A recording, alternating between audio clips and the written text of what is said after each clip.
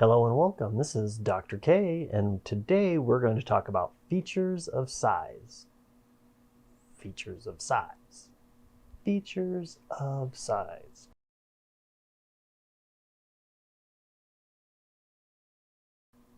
Alright, so after the last video, I talked a little bit about features of size after we talked about features, and I really don't think I did justice with features of size. So I wanted to do that here, and so what I did was I broke out my Fusion 360 and my 3D printer, and I decided to print up some examples that we can talk about here about what features of size are, what they could look like, and how we're going to deal with those later on or why they're important.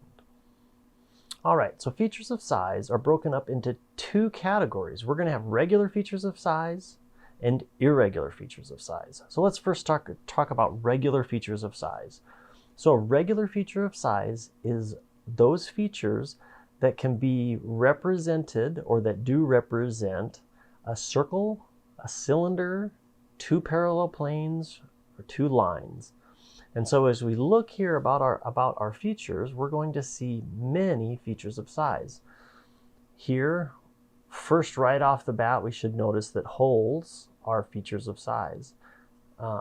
As we then turn, we can see our slot here. We have features of size. These are all regular features of size. Again, the best way to decide whether something is a regular feature of size is we use our caliper method here. If we're going to measure, if we measure what its size is with the top side of the caliper here, it's a regular feature of size. And so regular feature of size, regular feature of size, right? Regular feature of size. Regular feature of size. All kinds of different regular features of size. Now, this depth, we were going to come after it here, not a regular feature of size, okay? So we want to deal with that. And so we can see here lots of different parts here. Regular features of size, outside shapes, regular features of size. Now, one thing that we have to remember when we talk about regular features of size is this idea of opposing points.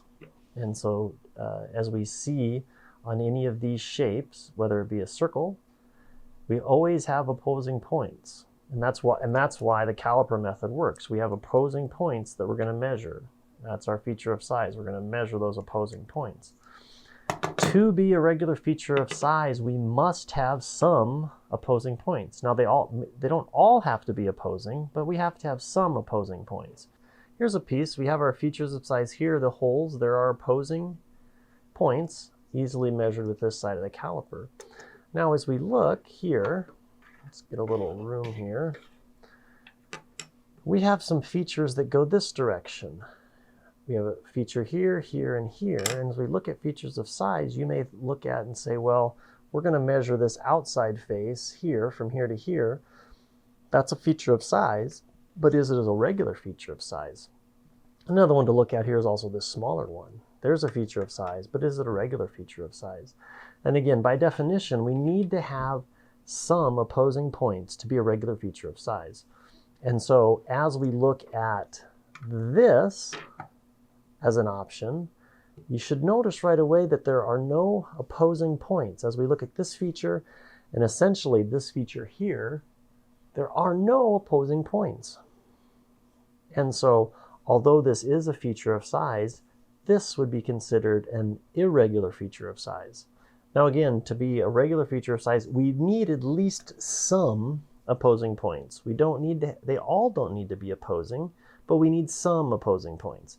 And some opposing points would be examples like this. Here we have these two features here, and although this feature and this feature, all the points do not oppose, there are at least some opposing points, and so this given as dimension could be a feature of regular feature of size.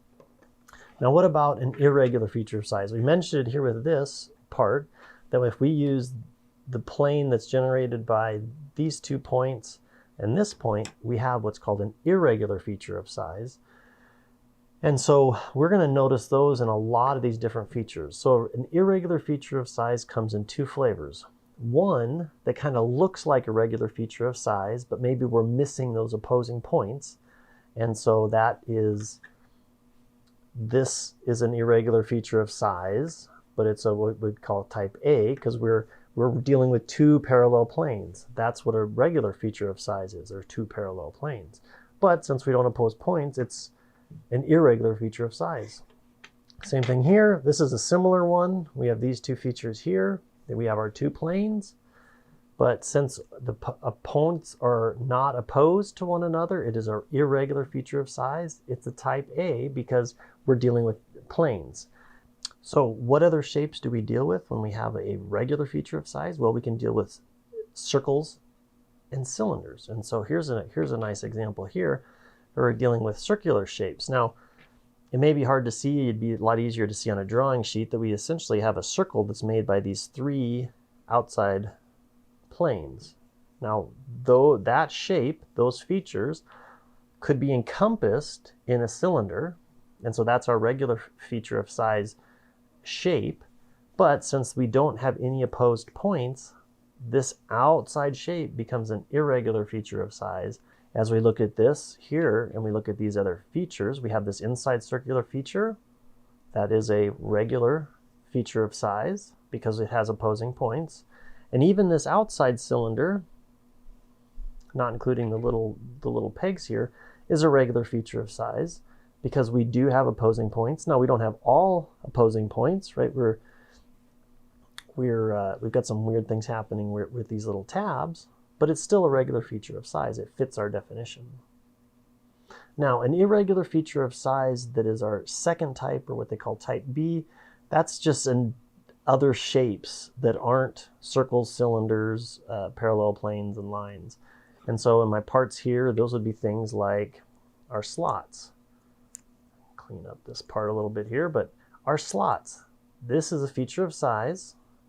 It does have opposing points, but it's not a feature that is just a cylinder or a circle or two parallel planes. This triangle here is the same thing. Again, it's a feature of size, but since it's not a circle, it's not a cylinder, it's not parallel planes, it's an irregular feature of size. Well, ultimately, the biggest goal that we have by identifying our features of sizes on different parts is so that we know when to apply Rule 1. What we're looking for is it a feature of size? Is it a regular feature of size? Do we apply Rule 1? Now, we'll talk about Rule 1 later, but that's really what we're after. All right, so hopefully that helps clear up a little bit about what a feature of size is and what the difference between a regular feature of size and an irregular feature of size. Good exercise to go out and do right now would be is to go find some different drawings, look at them. Can you identify features of size? Take some parts that you may be playing with or have designed out in other CAD packages. Identify those features of size. Identify those irregular features of size. Once we can do that, we'll have a really good understanding of when we're going to apply Rule 1. All right, well, I hope you have a good day, and thanks for watching. We'll catch you later.